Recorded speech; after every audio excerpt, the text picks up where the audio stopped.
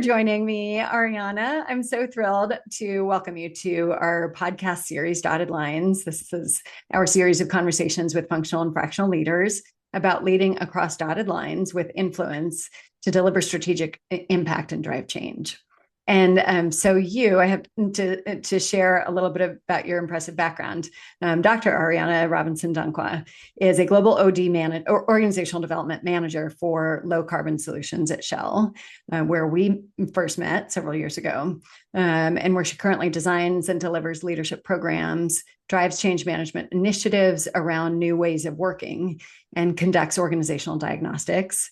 In her 15 years at Shell, she's been an organizational development consultant, HR consultant, HR business partner, and she happens to also have a doctorate in business administration and management with a thesis on psychological safety and innovation in virtual teams. So that is particularly relevant, ever more so in the times that we're living in. And we worked together when I was a part of an initiative that I'm going to let you describe. In Houston, we worked together. There was a corresponding group in The Hague, Amsterdam in 2019. And so I will let you tell us a little bit about whatever I missed about yourself, and then tell us the story of what was going on at Shell when we brought in influence skills and business partnering. Thanks, Lydia, and thanks again for having me. This is truly my pleasure, and I love what you're doing at Cloud Lab. So, yeah, where do we begin, right? 2019, that sort of use the aperture of that as a starting point, I guess, Yeah. for the journey that we were on at the time, which was essentially transitioning from what we'd known as HR business partnering into a bit more of an HR consultancy model globally. And indeed, I think having a pause moment to say, what does this actually demand of us as HR professionals? Well, how do we need to play into this? It might just be a job title change, but it's actually, operating model, organizational design implications abound, how we interface with the business, when we get deployed, how we gain credibility, all of those kinds of things. So I don't want to get too ahead of ourselves, but indeed, Mm-hmm. it was a transformational moment, I think, in my career, certainly, and then also in the path for how we professionalize our function within the context of Shell and doing business with our internal stakeholders. Yeah, thanks. The deployed word is the one that jumps out at me because I think that's such an interesting word, and I found myself really struck by the very personal nature of the concerns that I heard in this big business context that so many organizations are going through right now, a transformation that involves deployment, if you will, people Sure. being deployed in different ways to different people. And that's Mhm. so much more personal than I think we sometimes appreciate. I have Mm, colleagues, I have people, I have relationships where there is trust that I've worked to build over time here in Baton mhm. Rouge, as opposed to Kazakhstan or The Hague or wherever else in the world where I might be deployed. Will they know Yeah. me? Will they know the value that I can Yes, offer them? That is so much more absolutely. personal than I think sometimes we can really get our heads around in a transformation process. Yeah, I couldn't agree more. I think there's so much of the sort of inherent value proposition for us as professionals, but then also for the role that you've found yourself in and how the loss of that, maybe intimacy, being a constant seat at the same table, that constant business partner, or just a ping away to the same community of leaders in an HR's case, right? If you're a functional leader sitting at that same table, there's a lot of pride and credibility that you have and that you gain and that you probably take with you to say, this is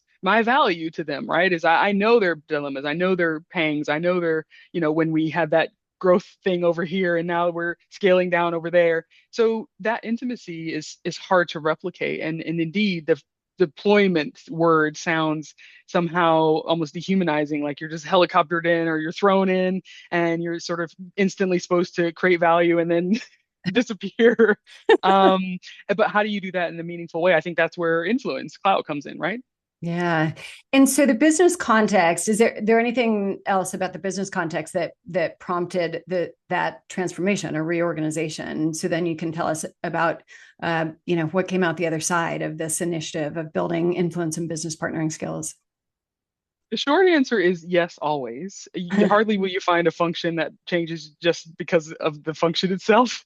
We should be in some ways guided and directed by what the business needs. In many ways, we are, and we were at the time, right? As the business demanded sort of more from us. Obviously, there was a cost play there in terms of how we, sort of co-locate particular needs, disciplines, assets, if you will, and professionalize the practice, having more of a skill pool approach. I mean, there's all these kinds of things that you could probably say, and it's been a few years since then, so I'm certainly cobbling the story together.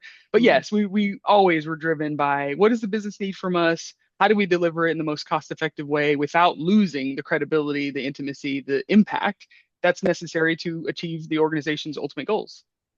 And I will also key on the phrase that I know we had spoken about before, professionalizing the practice. I think that's a really intriguing phrase. I hope it's intriguing for a lot of functional leaders because it's a Mhm. bit provocative. What does that mean? Nobody thinks that their practice is Mm, unprofessional. sure. Will you tell me a little bit more about what you mean by that phrase? How Shell saw that? I think for at the time, and this is again probably Ariana's view of the world more than anything that probably was told to us explicitly, when you are sort of grown up in a particular discipline, and I think hitherto it was largely an apprenticeship model, tons of tenure, people who've been around 10, 20, 30 some years, sort of helping to turn around and grow the next cadre of leaders. I think with the change to kind of a consulting practice, that was an invitation to look outside and ask ourselves, are we still in the leading edge of what our Mm. practice can be? And by that, I use the phrase professionalizing our practice, which therein means that you can't just look inward and say, yeah, we've got it. We know what we're doing because our clients are happy. But actually, if you're standing still, then probably your competitors are moving on. So there's that aspect of it as well. Hopefully that makes sense. I think that is a brilliant phrase. I think that is very powerful. Are we leveling up? Are we offering to our business partners all that we can? Because sometimes the impetus isn't going to come from what they ask of us. They may not know what we can offer if we sharpen our skills Certainly. and bring even more. So, in a short version, we brought training and coaching to on this topic to you and your colleagues. Is there one thing that you think is worth sharing from before you tell us what the results or what the outcomes were? Anything that's worth mentioning from the process of building influence and business partnering skills? Yeah. What was it about that Thanks that for was? asking. I mean, there's quite a bit, right? So I do think my my lens as a practitioner changed fundamentally with that pivot into consulting as a practice. And I have to say, I remember us sort of huddling off to the side because, oh, this is so cool to me. And I just love this work. And I want to go even deeper into some of the dynamics of how you really do it well as an internal consultant, as an Mm, internal practitioner. And I think that conversation, the days that we had together, provoked me to think about how I gain more depth and credibility in what in the kind of career that I want to have. And so it mm, all sort of muddled together. That's my caveat to say it's all muddled together in terms of like my trajectory since then, right? And so since then, from becoming an HR consultant, I went into global HR consultancy, into leadership development consultancy, into organizational development consultancy, and now I'm sort of an amalgam of all these things, and I help look after a particular business as an OD manager and a sort of LD team effectiveness leader.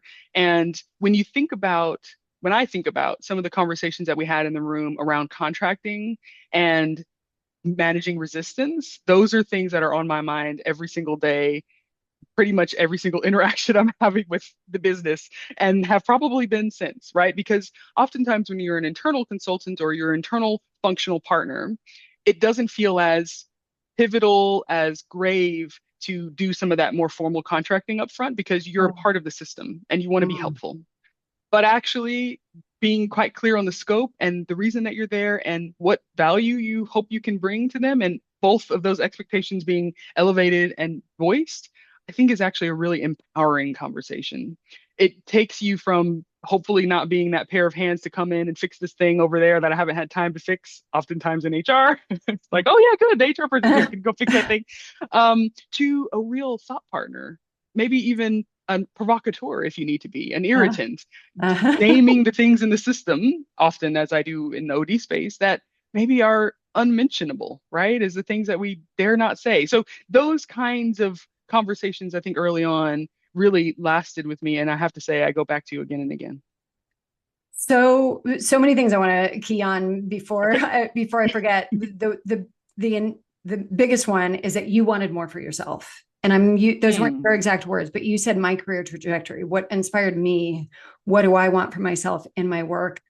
That's everything, right? That's the mm, only thing that shifts us out of our current patterns sure. is I can do more.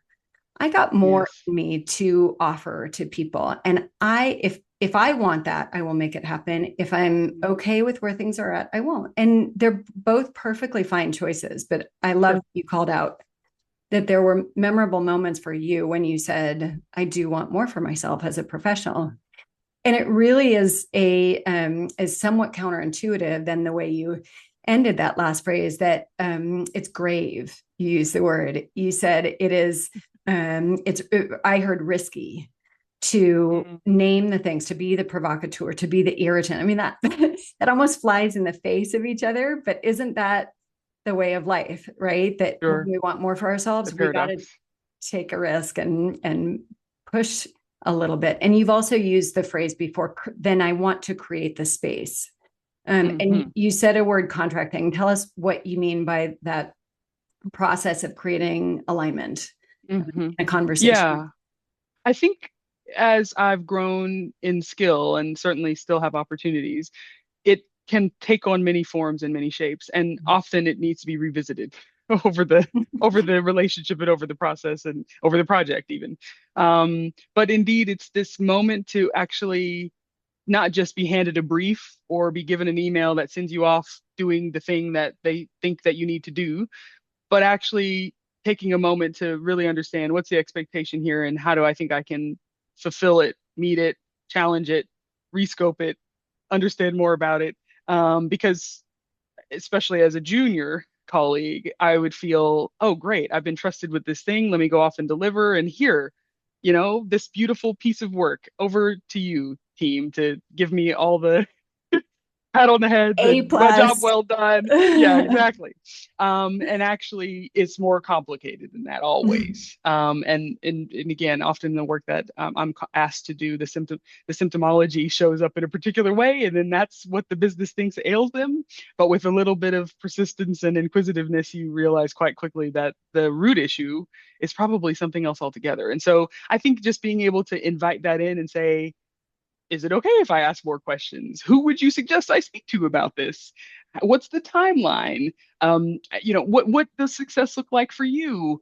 What are you hoping to get out of it? All those Yes. really great questions that, you could just keep a running list on your desktop. Exactly. A tab in a planner or something Right. that has those questions. So and I was going to ask that sounds you make it sound so easy, Ariana. I'm going to go in there and I'm going to ask a senior leader who's entrusted me with an initiative. Uh, what are you talking about? What and as we like to say, what's your role in this process? Those aren't questions that you said that you ask, and certainly not in the way that I just tongue in cheek ask them. Um, but then you said a question that I think is really important. Is it okay if I ask you a few questions about this Hmm. before we get started? Hmm. So Hmm. is for people that are listening to you saying, I want to be like Ariana, I want to be able to ask these questions and be a provocateur and somebody that does even more than my business partners Mm, asked for mm. keys to success. What helps you do that? Ooh.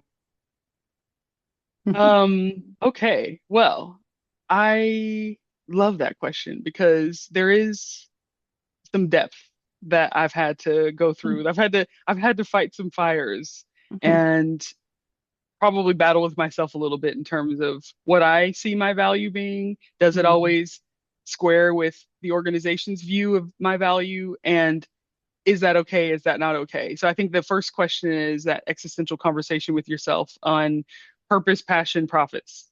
Mm-mm. Do They those things align. square for you? Right. And are you in the right context in order to sort of be at your best? And then there comes I think the self-inquiry of how do I be at my best in most Mm. cases? And I think that takes both a bit of personal resilience, but also a lot of intentionality about how you make sure that you're getting what you need, both professionally and personally, to stay at your best. Mm. Whether it be a meditative practice, walks in the sunshine, walks with your dog, um, prayer, breathing. There's an array of things that I usually use to help me make sure that if I'm going into high stakes conversations in particular, I'm at my best and I'm clear on my purpose as well. And I'd also say you'd be surprised at how willing senior people are to engage with you when you're quite direct and have the kinds of questions that only a lot of us who play in that fractional and functional space can bring them. Because most of the people who come to them report to them and therefore Yes. want to make them happy and want to sing a good song and create a good picture.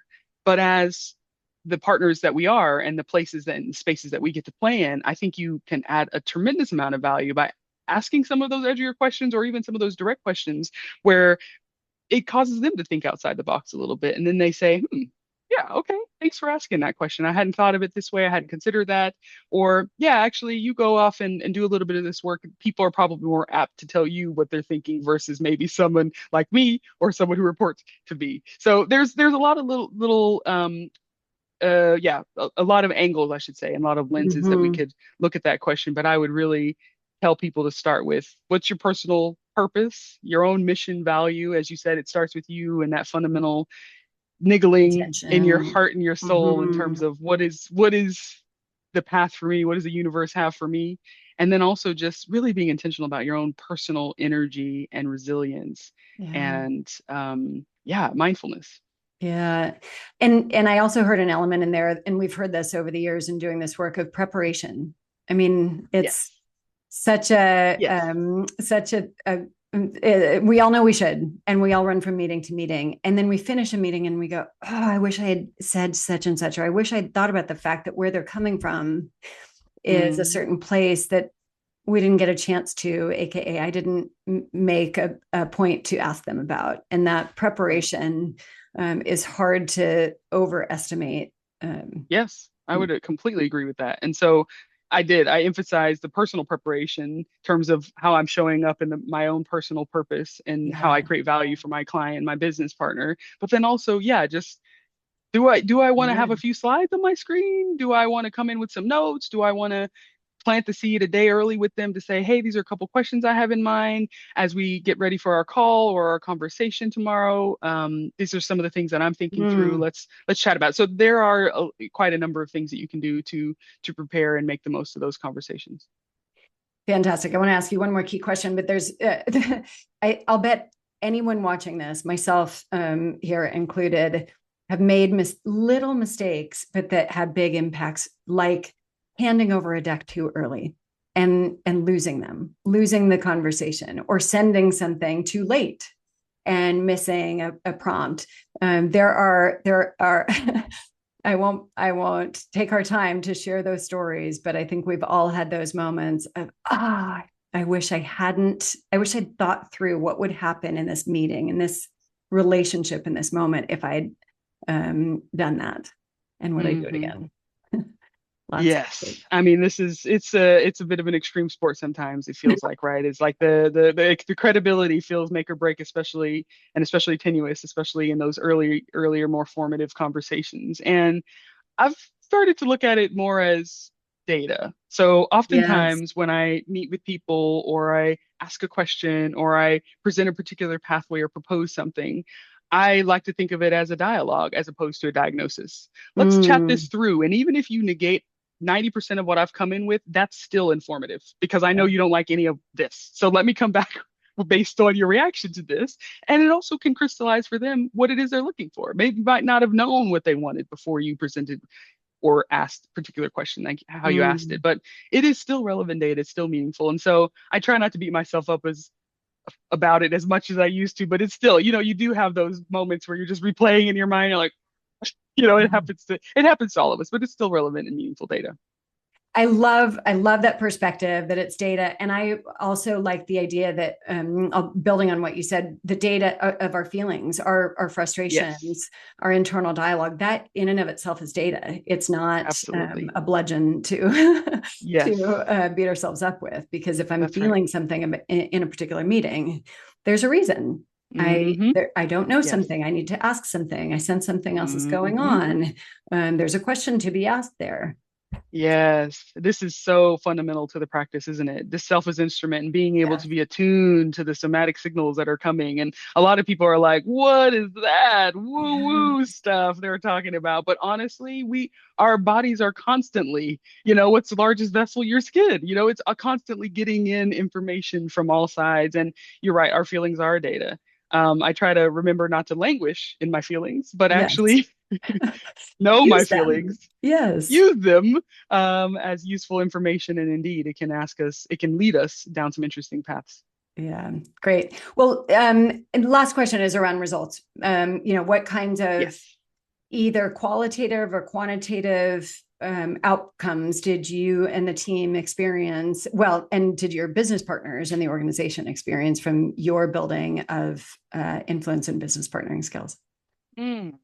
Yeah, what a great question. I definitely recognize, because this was some years ago now, how much more we've doubled down on this model and Mm, really investing the time for people to spend time on their practice, especially in the HR consulting space. So I recognize that as we've evolved, people like me who do more OD specialized work and people who do HR specialized work on a global scale are starting to work much more closely together, share tools, share models. And I think a lot of it started with how do we actually convert our profession into more of a consulting practice? How do we share best practice? How do we make sure that we know how to contract and go through the kind of consulting cycle? How do we do these things well and with impact, recognizing that we don't necessarily have the luxury to work with the same stakeholders again and again to forge that relationship over sort of a chronological time period? So I can see the progression mm, and I can definitely see the results that have been garnered from a broader point of view in terms of being able to high grade roles, give more autonomy,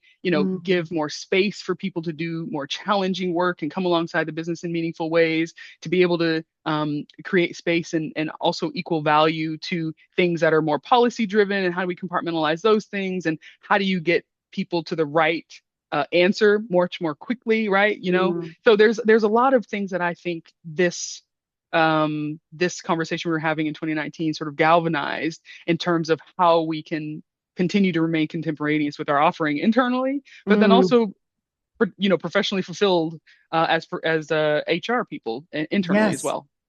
I caught that parallel track. I mean, that's a really important thing that you're calling out, which is the business has benefited, and we as individuals have benefited, and those two tend to go together. When we're feeling good about our offerings and our capabilities for the organization, and they're capitalizing on that for the good of others and ultimately the company mission. So that's great. And the fact that you haven't gone back to the old model as a data point in and of itself. We have not. That is very true, which could have happened 3 times by now, knowing uh, the organization I work for. So yeah, we've no, doubled down. So that's good. great to hear. Any final comments around? You already shared, next step for somebody that's listening. I know I said Mm, that was the last question, but yeah. if there's a final piece of advice that you would leave people who want to Mm, deliver more clout, more impact on their business partners. yeah. I would repeat some advice that was given to me years ago, which was to don't be afraid to step into your power.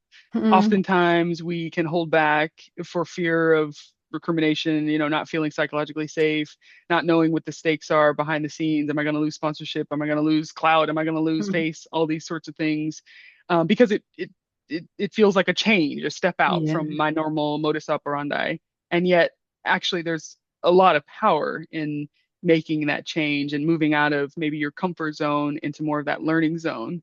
Mm. And so I like to tell my clients, there's no pain, no gain, right? Like there is no growth without a bit of discomfort.